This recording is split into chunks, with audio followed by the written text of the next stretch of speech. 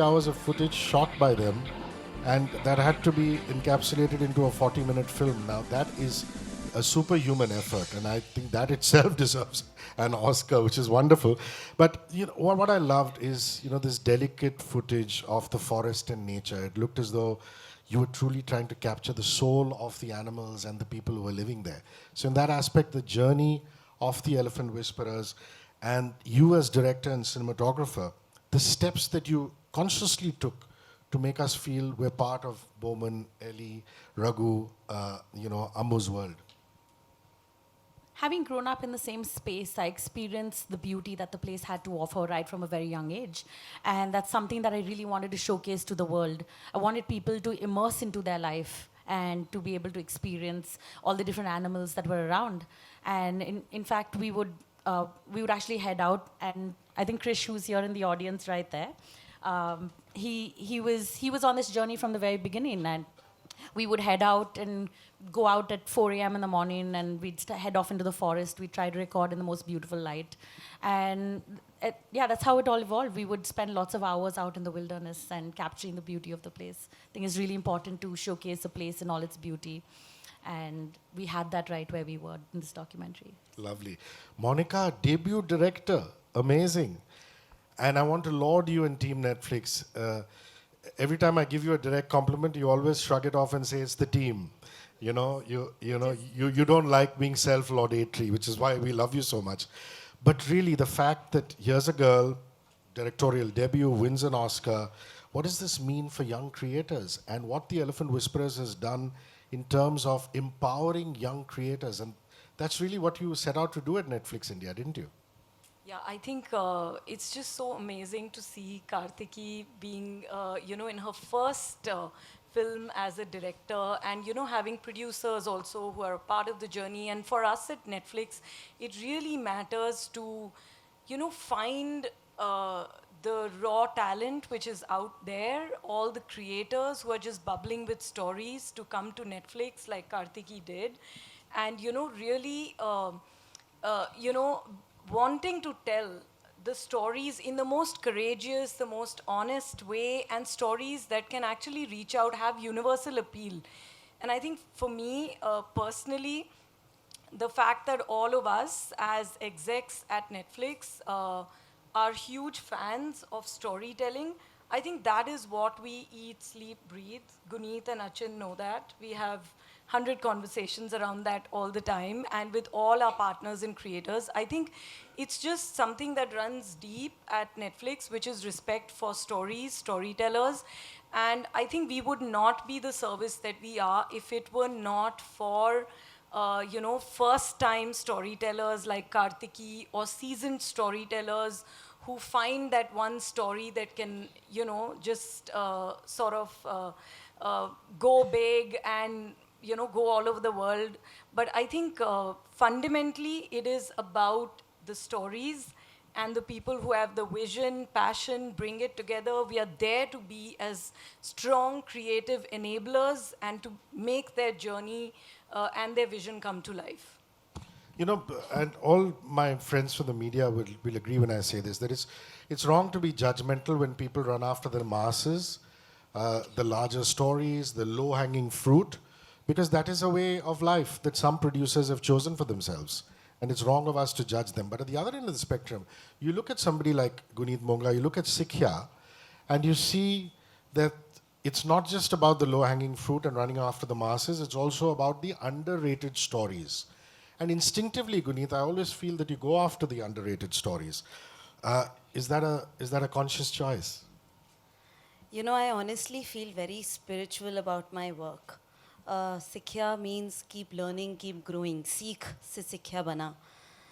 And I genuinely feel stories choose us.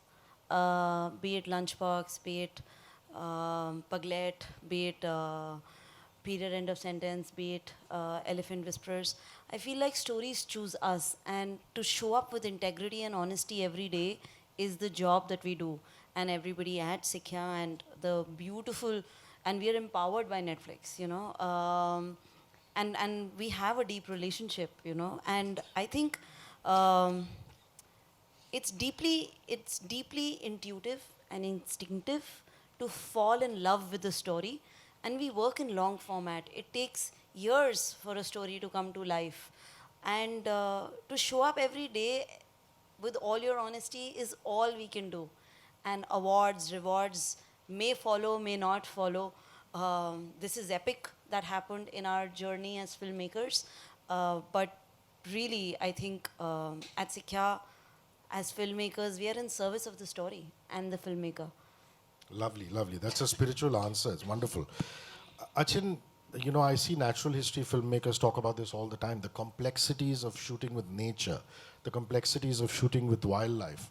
And you've done both of that. So I'd like you to talk about the challenges involved and, you know, your whole perspective with the struggle and then the success after that. I think more than the struggle, I think the challenge in general was that we were shooting this around COVID. In a way, there were a lot of challenges. Of course, we were shooting in a remote area. The first time we met Kartiki was, I think, physically we met her after a year of the. I think we had so many Zoom conversations for a year.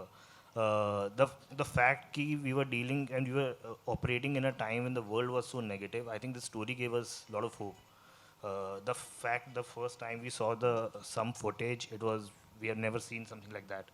So I think, yes, in general, the documentary has its own challenges. The fact that the journey for this docu has been for 5 years, be it, you know, different schedules of shooting and filming in the remote area, or to even, you know, deal with that amount of footage. I think, but I think there was a vision that Kartiki had at the start of the, you know, when she set out, which was a sacred bond between the man and the nature. And somewhat, I think, over these many years at different stages with different, you know, HODs, different people coming together, we fought those challenges in a very joyous manner. So it never felt like a, you know, probably on any other production that we might face, or the, you know, the moment you think of a wildlife or a nature, you know, the kind of challenges. I think it was quite fun. It was quite fun to deal with baby elephants and, you know, just to be around them. So I think challenges were less and the process was more joyous for us. Lovely, keeping it fun. I just want to add there that, you know, when you look at the space of wildlife, you really look at men. It's been image of, you know, those long lenses, open jeeps. You know, there's a very macho-ness to wildlife so many years. And here's this young woman, a natural history photographer with her purest vision. And I'm so grateful that she chose Sikya to produce and she reached out. So at any stage and at any audience that I get, I want to really say that that this has been one of the most beautiful journeys, and we got to learn a lot about wildlife with her on this journey, because it was also our first wildlife venture and a project. Lovely. Ladies and gentlemen, now I'd like you to, like all of us, to welcome the true hero and heroine of the Elephant Whisperers. Now, before I call them on stage, like I said, you know, to call them mahouts would not encompass what they truly mean. They are parents. Parents to Raghu, to Ammu. And here they are, Bomman-Bellie. The pure souls behind the purity of the Elephant Whisperers.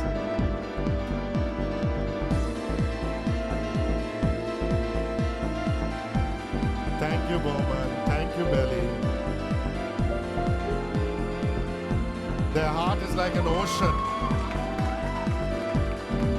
We'd also like to welcome Shri Rajesh ji, who has brought them all the way from their hometown. He's part of the Irulu community and he works with the Jungle Heart, and he's really been handholding them through city life. Thank you. We will have a proper photo opportunity once we speak to them.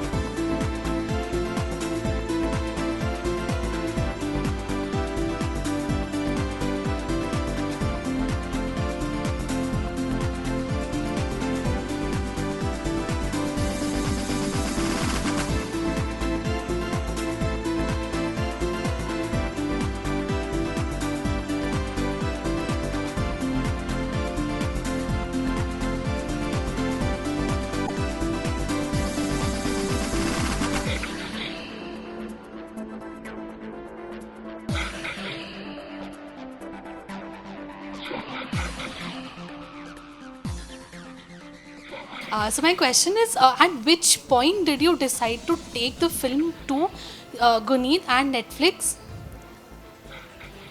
So I started the journey back in 2017, and we'd shot quite a bit of the documentary already.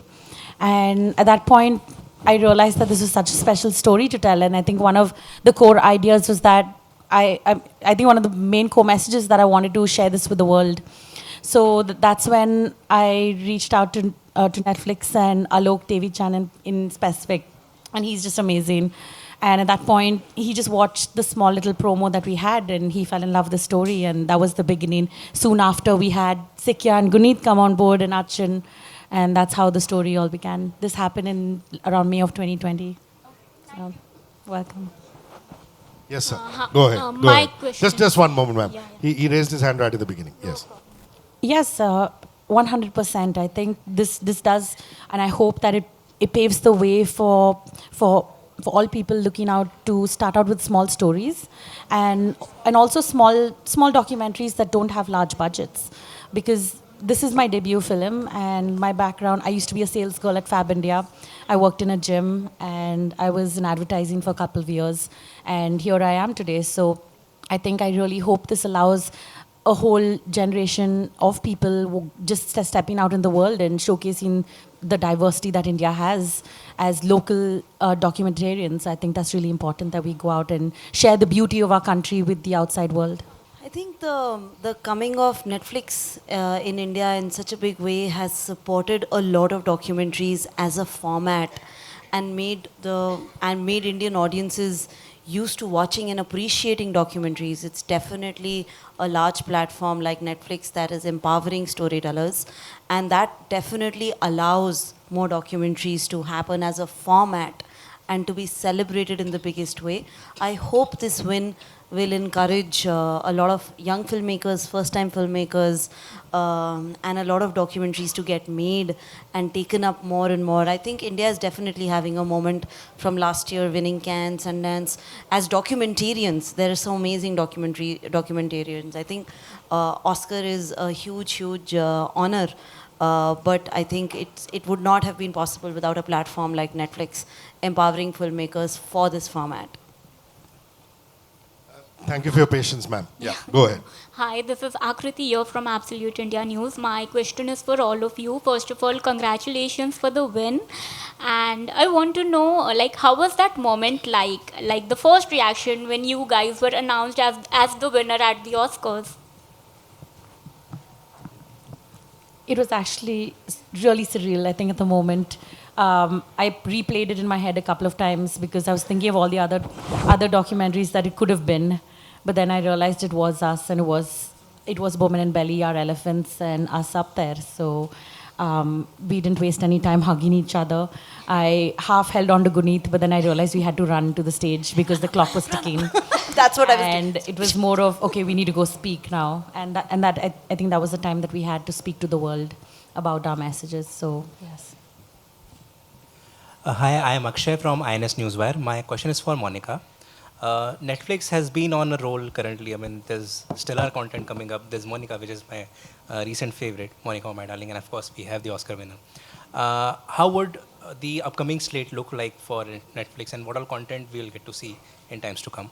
I think first, the fact that these lovely people, who've made this amazing documentary are sitting here and have brought home the Oscar is a moment to celebrate.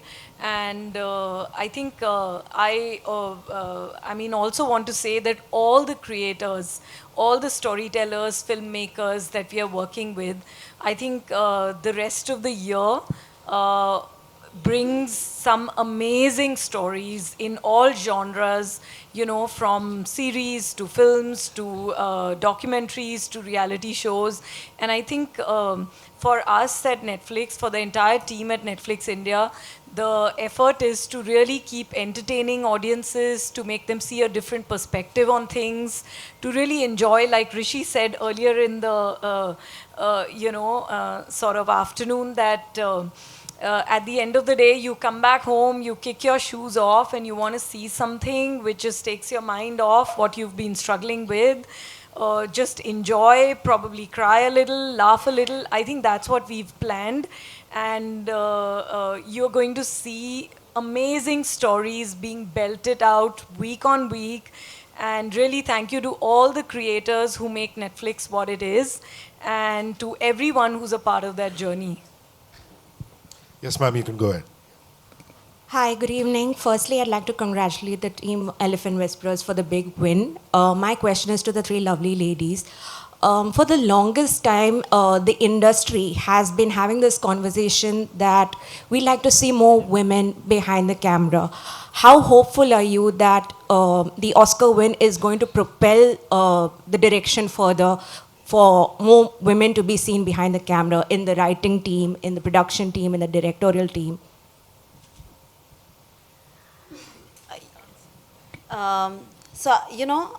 Yes, definitely there is less than 5% women who are directors, and that stats is against us. But as producers, as Sikhya, I can tell you that most of our work is female-centric stories or creators. And that's what we do our bit. I can definitely say from my point of view, Netflix has a huge push with women's stories. Most of their leads in amazing shows, in big budget shows, and also empowering producers like companies led by women, and further allowing us to empower. It's a whole chain, the business of filmmaking. I think it is, and I think your question is valid, but I can tell you that there is a lot of work happening. There's a lot of celebration that is happening. The change and the push in stats will not be immediate, but in this decade, it will be significant, and how, for sure. I would like to add that in the wildlife industry, there has been a massive change already. We have many young women who have stepped out right now, who are cinematographers, directors, and people in front of the camera. And I think it's really beautiful to see this change happening.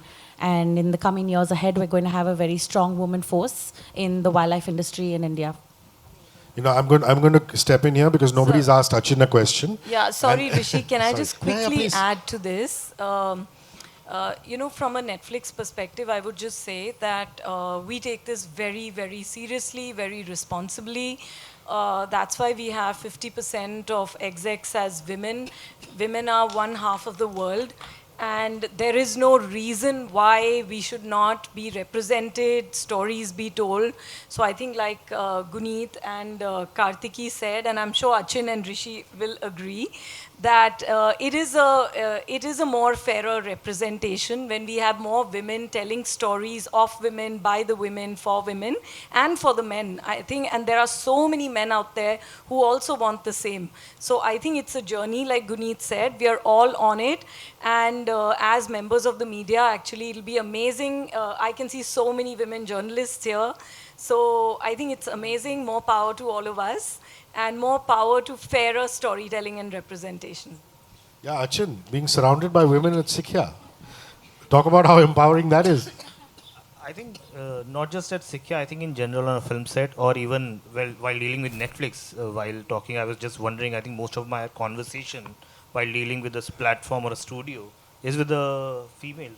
So I think in general, I don't think we consciously, I think somewhere it's great that, people have started noticing that and focusing that, but I think as our storytelling, we have been as conscious as possible in our crewing, in our, and I think as a storyteller, what is in our hand is the storytelling, to be very honest. So that's where our real focus is.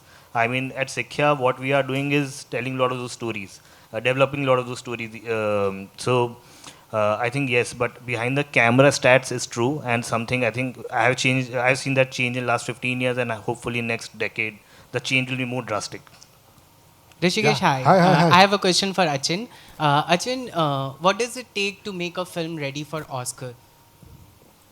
यार again I mean the reality is कि किसी को नहीं पता कि क्या Oscar में जाने वाला है. आप बहुत ऑनेस्टी से एक फिल्म बना रहे हैं. And again, I mean, for us, Elephant Whisperer was as special as it is right now. I mean, for us, when December 8 it was releasing, I don't think we had a basic iota you know कि ये film Oscar जीतेगी. I was busy getting married. She was busy getting married. Kartiki got an urgent visa, took a flight to US just to experience the release of the film. And it's so amazing that she is back with an Oscar. So I don't think any of us can plan. And it feels very weird when people say कि ये award कैसे आएगा. I think आप जितनी honesty से कहानी बोलोगे शायद award will follow. I wanted to add to this, and I've said this from the days of Lunchbox, that especially for Oscar, what is needed is a very solid American distribution for your piece of content. For short format, you definitely need to apply to Oscar qualifying festivals. But for as you do feature films and as India sends more films, it's very, very important for the committee, for all of us to understand, and especially as press people, to understand the film should have solid America distribution. And I think this is what Netflix here has empowered and proven, because we are here because of extensive experience of Netflix, US and the awards team, and the global impact that the platform has in 190 countries and 231 million viewers. Everything adds up. And because we had solid American distribution, we were also on the service in America. There has been a very active conversation around the film. So the film was seen more, heard more, celebrated more. The fan art was huge. And I think we are here because of the incredible experience that was behind us of Netflix US. So this has been, pushed by, of course, made by Netflix India. And Netflix at large is our distributor, is our studio. And that is what is the core. So I'm very hopeful to many more now.